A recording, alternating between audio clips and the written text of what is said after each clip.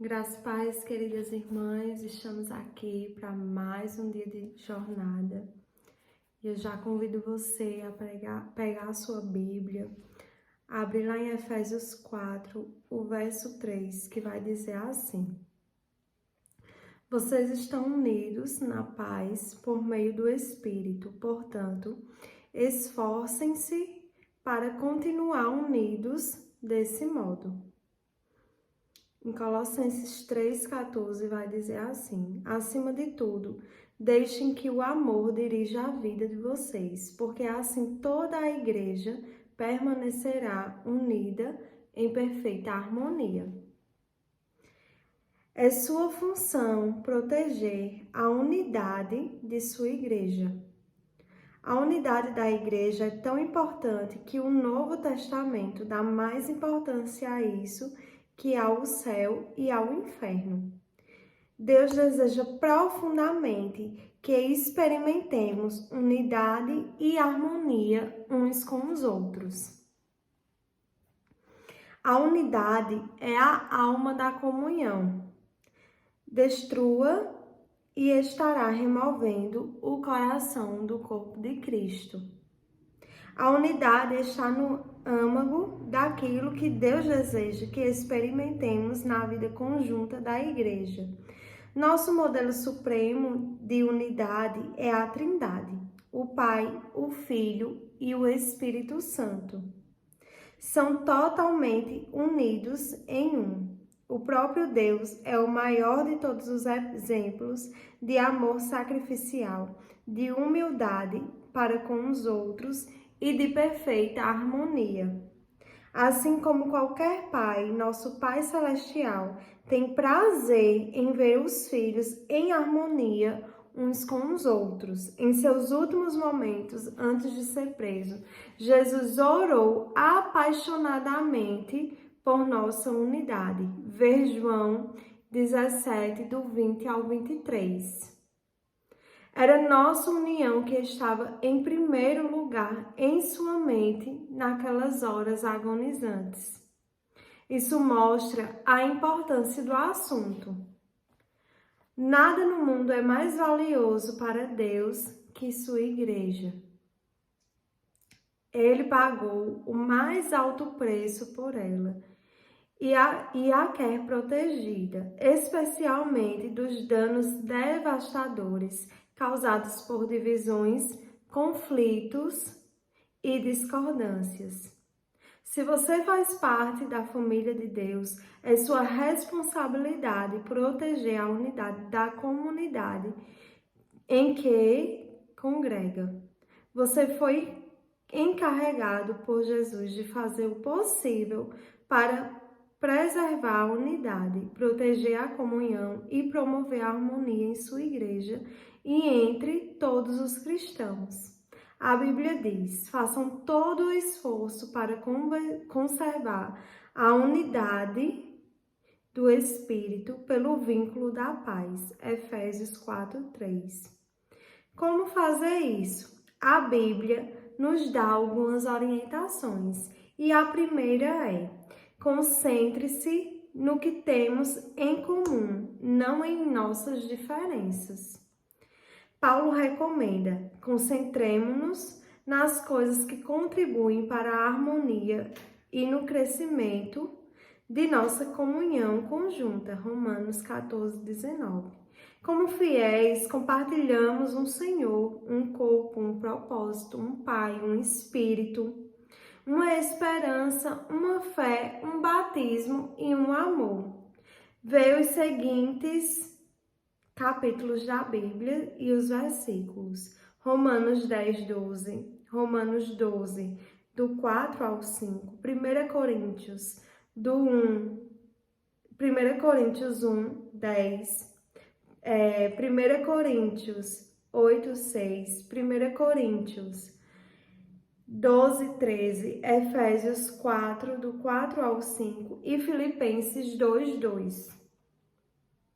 Partilhamos a mesma salvação, a mesma vida e o mesmo futuro.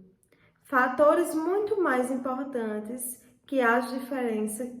que as diferenças que poderíamos enumerar. É neles que devemos nos concentrar, não em nossas diferenças pessoais. Lembre-se de que foi Deus quem escolheu nos dar diferentes personalidades, formações, raças e preferências. Logo, devemos apreciar essas diferenças, não simplesmente tolerá-las. Deus deseja unidade, não uniformidade. Mas, para o bem da unidade, não devemos permitir que nossas diferenças, em circunstância alguma, nos separem. Precisamos nos manter concentrados no que mais importa, aprender a amar uns aos outros como Cristo nos amou e cumprir os 5 propósitos de Deus para cada um de nós e para a sua igreja. O conflito é normalmente sinal de que o foco foi desviado para questões menos importantes. A Bíblia chama assuntos controvertidos. Vê Romanos 14:1 e também 2 Timóteo 2:23. Quando nos concentramos em personalidades, preferências, interpretações, estilos ou métodos, a divisão sempre acontece. Mas se nos concentramos em amar uns aos outros e em cumprir os propósitos de Deus, alcançaremos a harmonia. Paulo implora por isso. Irmãos, em nome de nosso Senhor Jesus Cristo, suplico a todos vocês que concordem uns com os outros no que falam, para que não haja divisões entre vocês, antes que todos estejam unidos num só pensamento e num só parecer. 1 Coríntios 1:10. Em segundo lugar, seja realista em suas expectativas.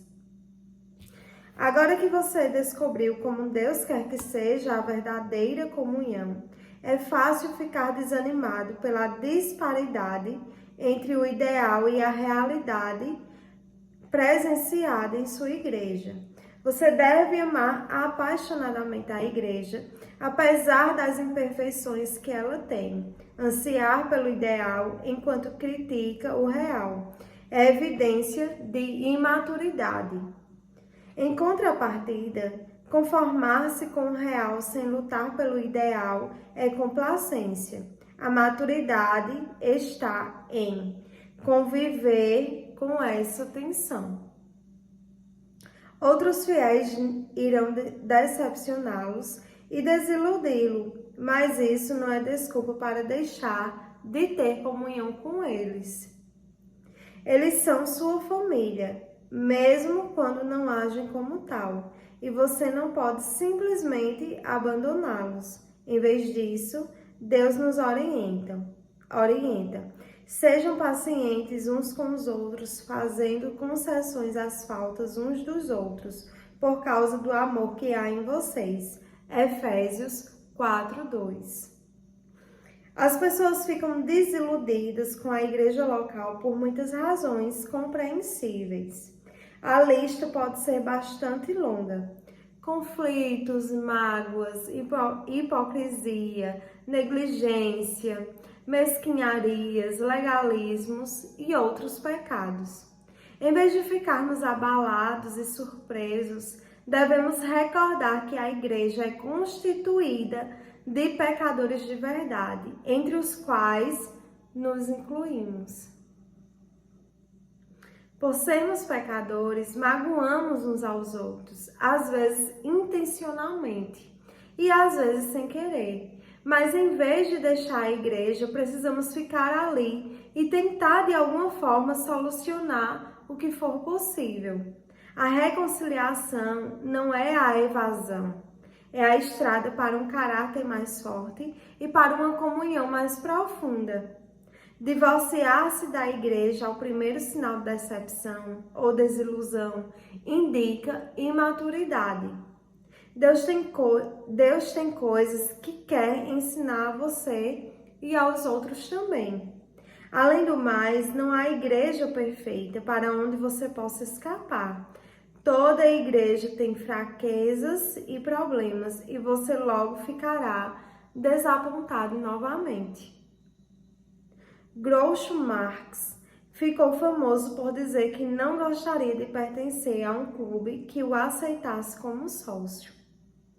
Se uma igreja tiver de ser perfeita para satisfazê-lo, essa mesma perfeição irá impedi-lo de pertencer a ela, porque você não é perfeito. Dietrich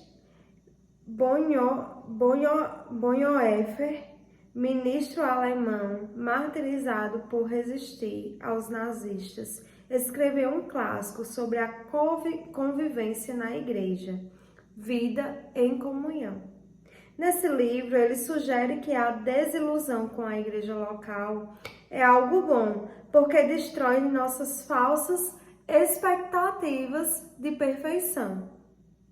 Quanto mais cedo desistirmos da ilusão de que a igreja deve ser perfeita para que a amemos, mais cedo deixaremos de fingir e admitiremos que somos todos imperfeitos e precisamos da graça divina.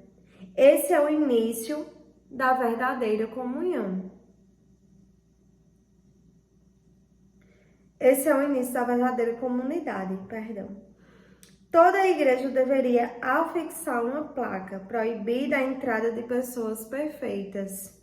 Este é um lugar somente para os que admitem ser pecadores, carecem da graça e desejam crescer. Bonhoeffer, acho que é assim que fala esse nome, disse: aquele que ama seu sonho de uma comunidade mais que uma comunidade cristã, em si torna-se destruidor desta. Se não dermos graças diariamente pela comunidade da qual fazemos parte, mesmo quando não há nenhuma grande experiência, nenhuma riqueza a ser descoberta, mas apenas muita fraqueza, pouca fé e dificuldades. E se, ao contrário, continuamos nos queixando de que tudo é desprezível e insignificante, estamos impedindo que Deus permita que a nossa comunidade cresça. Em terceiro lugar, prefira incentivar a criticar. É sempre mais fácil ficar de lado e atirar pedras naqueles que estão servindo a Deus que se envolver e contribuir. Deus nos adverte repetidamente que não critiquemos, comparemos ou julguemos uns aos outros. Ver Mateus 5:9, Romanos 14:13, Efésios 4:29, Tiago 4:11, Tiago 5:9. Criticar o trabalho que o outro irmão está fazendo pela fé e com sincera convicção é interferir nos assuntos de Deus.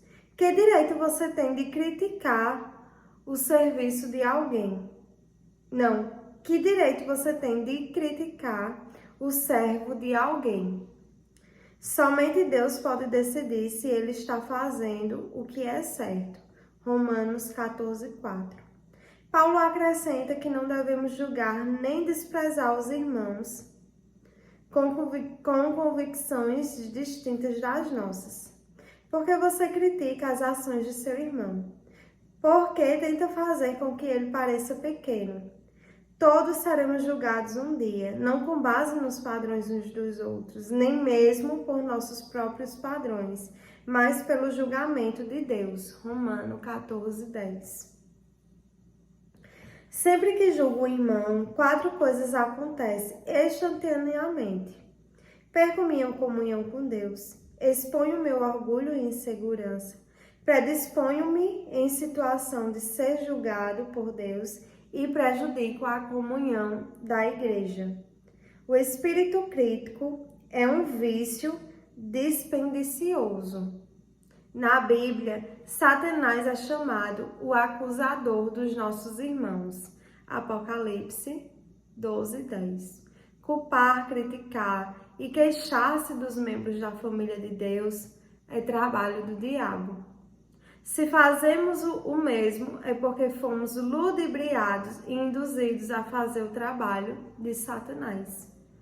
Lembre-se de que os outros cristãos, não importa quanto você discorde deles, não são o verdadeiro inimigo.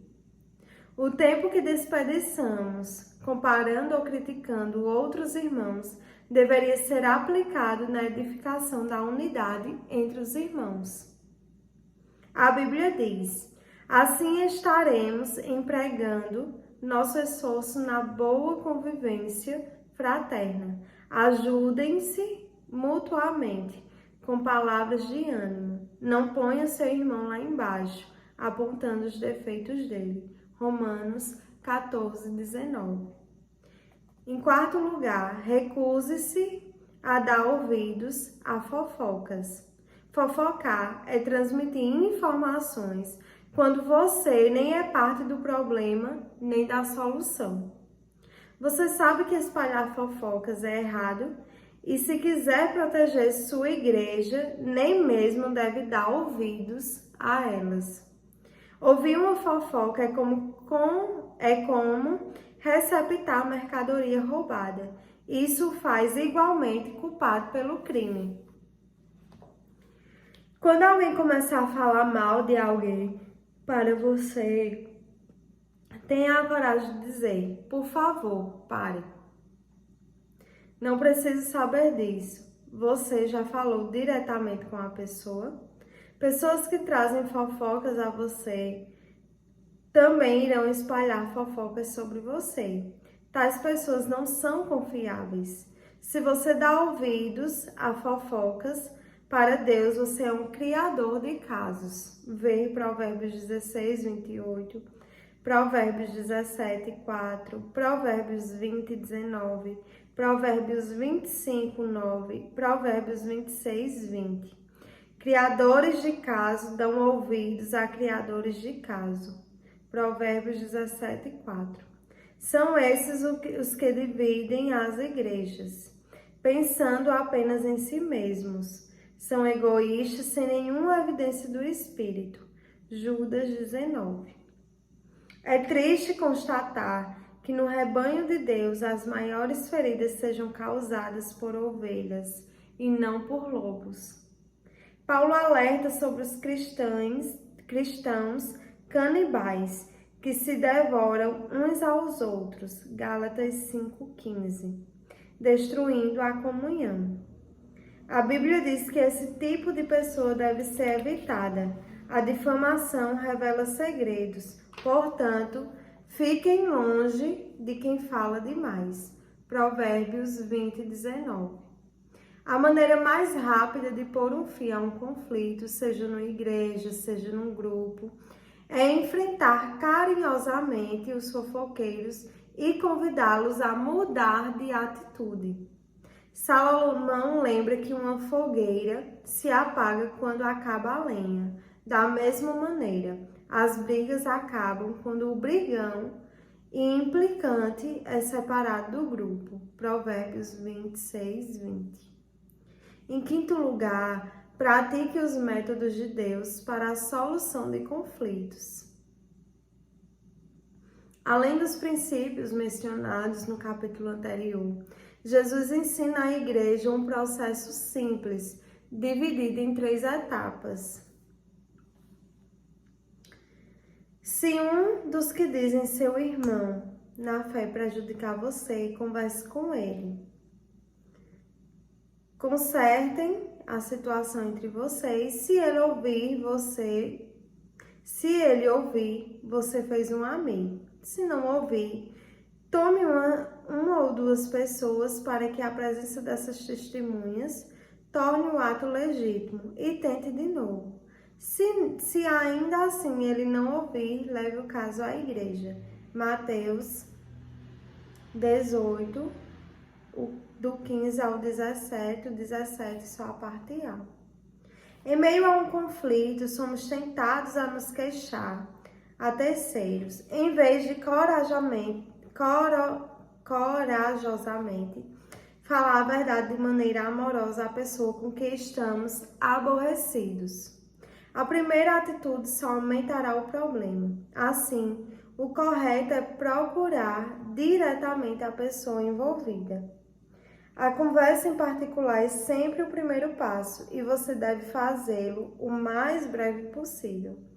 Se vocês não forem capazes de resolver o assunto sozinhos, o passo seguinte é levar uma ou duas testemunhas para que tomem ciência do problema e ajudem na reconciliação. E o que fazer se a pessoa ainda se mostrar intransigente? Jesus ordena que apresente o assunto à igreja. E se a pessoa ainda se recusar a ouvi-lo, você deve tratá-la como um incrédulo descrente. Vê Mateus 18:17, 1 Coríntios 5:5. Em sexto lugar, apoie seu pastor e outros líderes. Não existe líder perfeito, mas Deus concede aos líderes responsabilidade e autoridade para que mantenham a unidade da igreja. Durante conflitos interpessoais, esse é um trabalho ingrato. O pastor tem a desagradável tarefa de agir como um mediador entre os membros ressentidos e imaturos que vivem em conflito.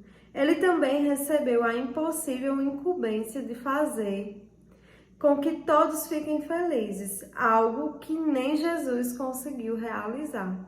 A Bíblia é clara sobre a maneira com a qual devemos nos relacionar com os que nos servem. Sejam obedientes aos seus pastores, ouçam o conselho deles. Eles estão atentos à condição da vida de vocês e trabalham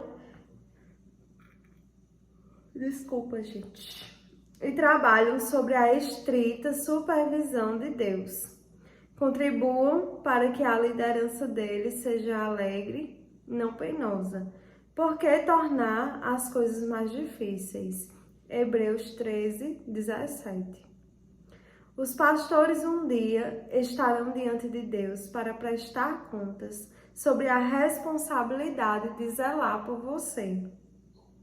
Eles cuidam de vocês como quem deve prestar contas. Hebreus 13:17. Mas você também terá de se explicar. Você prestará contas a Deus sobre seu comportamento com relação aos seus líderes. A Bíblia instrui os pastores a como lidar com pessoas que promovem dissensão no meio da igreja.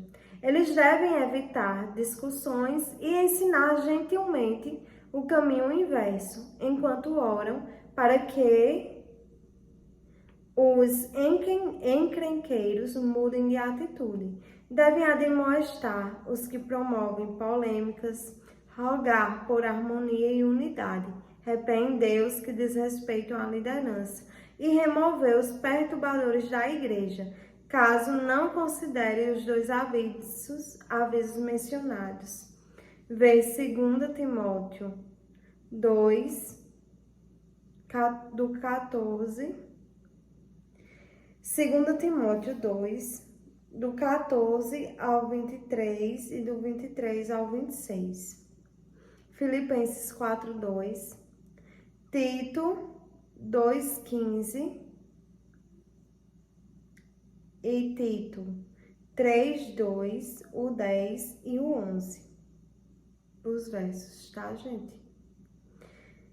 Protegemos a igreja quando honramos os que nos servem no papel de líderes. Os pastores e anciões necessitam de nossas orações, incentivos, apreço e amor. Recebemos a seguinte orientação. Agora, amigos, pedimos que vocês honrem os líderes que trabalham arduamente por vocês, a quem foi dada a responsabilidade de encorajar e orientar vocês na obediência. Tenham toda consideração e amor por eles.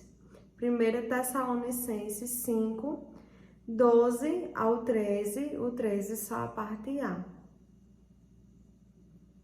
Desafio você a aceitar a responsabilidade de proteger e promover a união em sua igreja.